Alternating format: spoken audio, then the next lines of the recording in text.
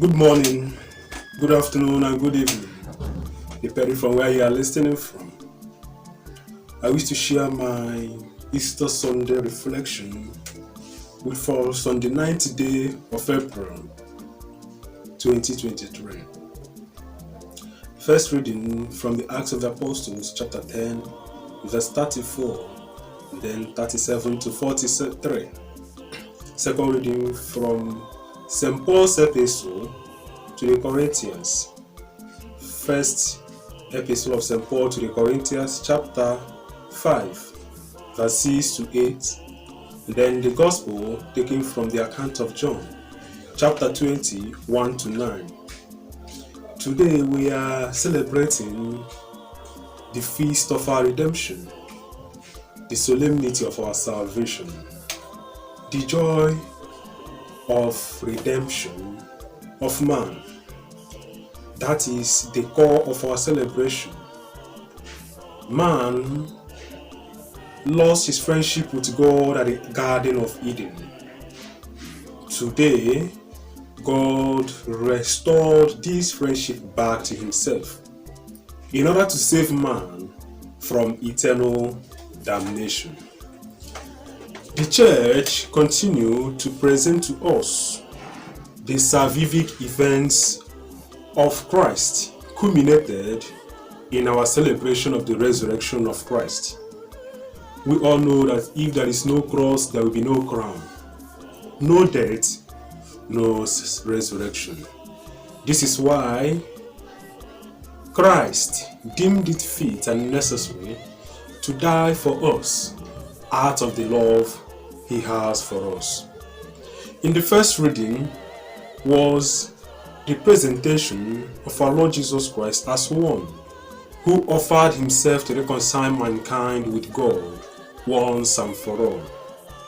This was against the old annual event of offering a lamb for the sin of the people of Israel. But Christ wished to save humanity, both Jews and Gentiles. He offered himself once and for all. Today we are celebrating the joy of our salvation, the happiness of our redemption. By the actions of Christ, man was given an opportunity to be saved. That is, there is the universal openness to salvation on humanity. This does not mean that entire humanity will be saved irrespective of our actions, but to those that respond positively to this universal openness to salvation brought to us by our Lord Jesus Christ, out of love, will be saved.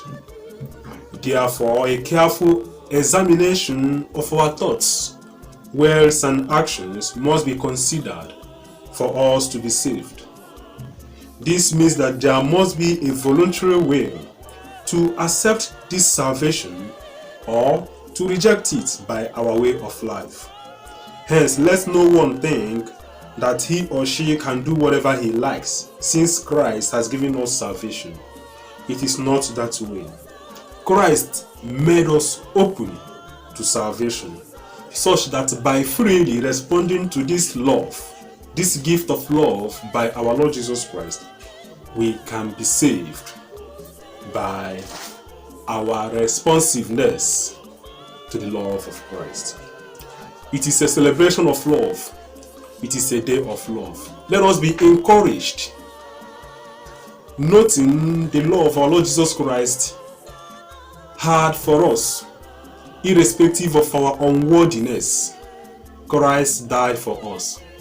In like manner, we are to love the entire humanity as Christ loved us, and then ensuring that this gift of salvation, this gift of redemption given to us by our Lord Jesus Christ, will be fostered by our thoughts, words, and actions.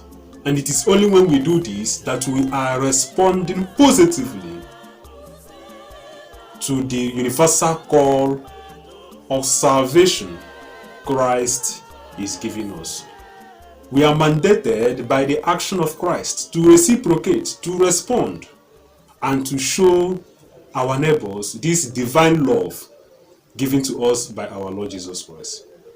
May the Lord bless His words in our hearts as I continue to invite all of us to encourage one another, to help one another, especially in this season of love. We are celebrating the gift of the salvation of mankind, that through our actions, man will feel loved by his fellow human beings. God bless you all.